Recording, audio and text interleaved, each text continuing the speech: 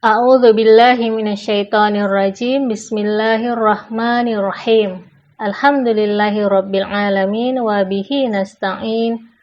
Wa sallallahu ala sayyidina Muhammadin wa ala alihi thayyibin at-tahirin. Allahumma salli ala Muhammad wa ali Muhammad wa ajil farajahum.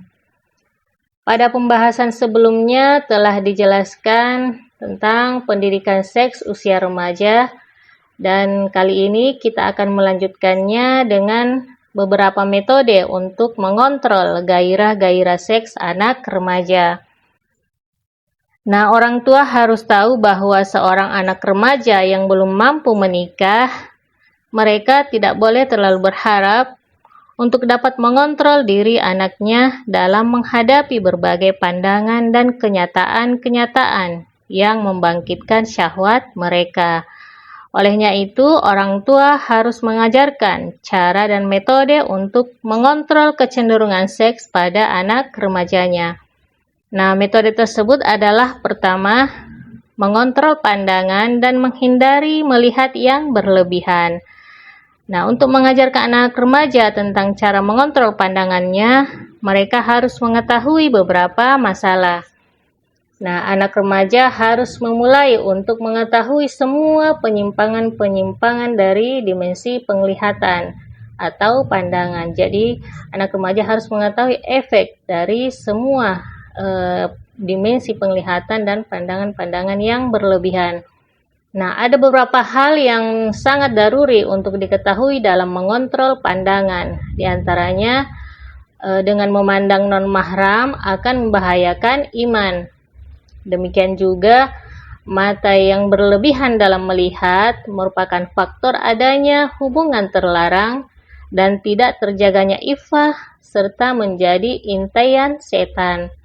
Olehnya itu, orang tua harus mengajarkan anak-anak remajanya dengan berbagai masalah fikih dan syar'i, serta dampak-dampaknya dari pandangan-pandangan haram.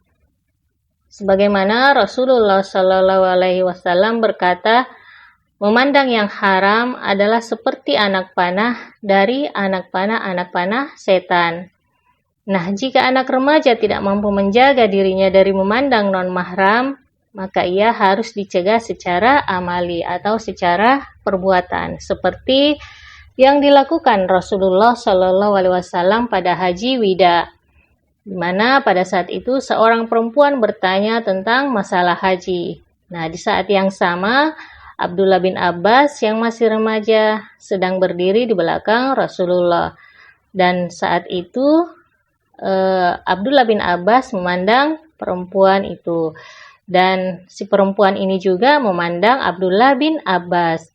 Nah, Rasulullah SAW mengamati pandangan-pandangan tersebut, dan beliau membalikkan wajah Abdullah bin Abbas seraya berkata, kedua laki-laki dan perempuan ini adalah masih remaja dan masih muda. Saya takut setan menggerakkan gairah seks mereka. Nah, tentulah memandang atau melihat film-film dan gambar-gambar non-mahram adalah hal yang dilarang jika disertai dengan kelesatan dan kenikmatan, dan sebaiknya menjauhi film dan gambar-gambar seperti itu, di mana Imam Shadiq alaihissalam berkata, mata yang melihat secara berlebihan adalah penyebab bangkitnya syahwat dan menciptakan fitnah. Nah, adapun mata yang tidak tercemari dengan melihat non-mahram akan mendapatkan berbagai berkah, di antaranya akan melihat keajaiban-keajaiban, kelembutan hati, berakhlak baik, mendapatkan pahala di sisi Tuhan. Kemudian mata tersebut tidak akan menangis di hari akhirat dan juga merupakan tanda keberanian. Nah, metode yang kedua adalah menghindari berkhalwat dengan non-mahram. Salah satu masalah yang orang tua harus mengingatkan anak remajanya, tentunya orang tua juga harus berusaha untuk tidak berbuat demikian, yakni tidak berkhalwat dengan non-mahram. Laki-laki dan perempuan harus menghindari berkhalwat bersama. Sebab jika laki-laki dan perempuan berkhalwat dalam satu rumah, maka orang ketiga adalah setan. Bahkan marja' taklid juga dalam fikih amaliyah tidak membolehkan yang demikian. Nah, metode yang ketiga adalah menjauhi godaan atau menghindari godaan. Nah, anak muda khususnya anak-anak perempuan harus belajar dalam bergaul di lingkungan sosial, bahwa tidak boleh berperilaku sehingga orang yang dihadapinya akan menjadi terpengaruh dengan perbuatannya. Sebagaimana Rasulullah SAW berkata, perempuan-perempuan yang menjatuhkan orang lain dalam syahwat, mereka sendiri juga cenderung pada syahwat, mereka adalah penghuni neraka yang tidak akan masuk surga. Sementara bau surga tercium dari jarak yang sangat jauh, dan mereka juga tidak akan mencium bau surga tersebut. Nah, gaya bicara perempuan dengan nada atau perbuatan-perbuatan yang menggoda membuat setiap lelaki lemah atau tamak akan nafsunya. Dan minimal hasil yang diberikan dari perbuatan tersebut adalah menyebarnya atau meluasnya dosa dalam masyarakat. Nah, Tuhan memerintahkan pada perempuan untuk menjauhi atau menghindari melembutkan suaranya dan mendayu-dayukan suaranya ketika berbicara dengan laki-laki non-mahram. Perbuatan ini membuat laki-laki bergairah dan juga perempuan akan disalahgunakan oleh laki-laki. Olehnya itu, orang tua harus menjadi teladan dalam hal ini untuk anak-anaknya. Mereka akan belajar akhlak dari orang tuanya.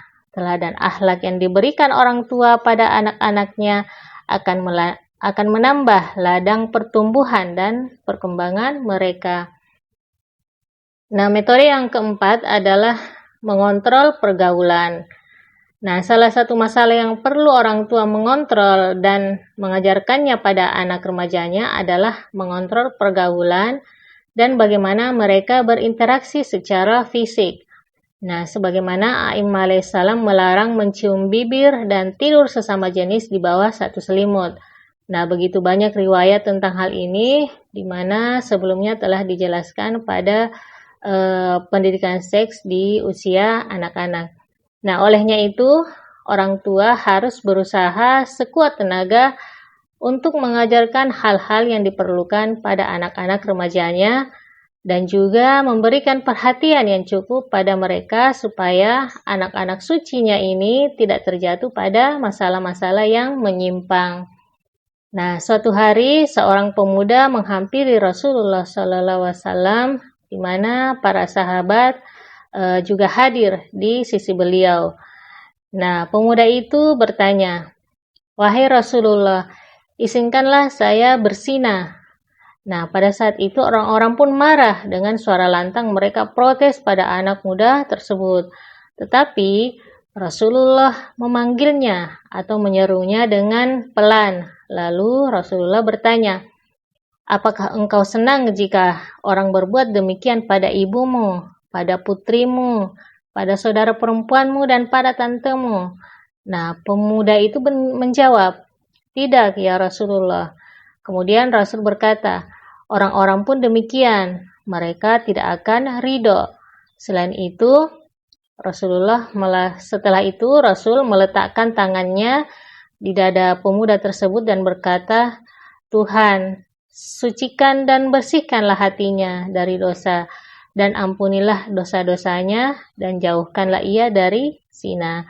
Nah, untuk kali ini sampai di sini dulu, nanti akan kita lanjutkan pada part berikutnya. Billahi taufiq wal hidayah. Assalamualaikum warahmatullahi wabarakatuh.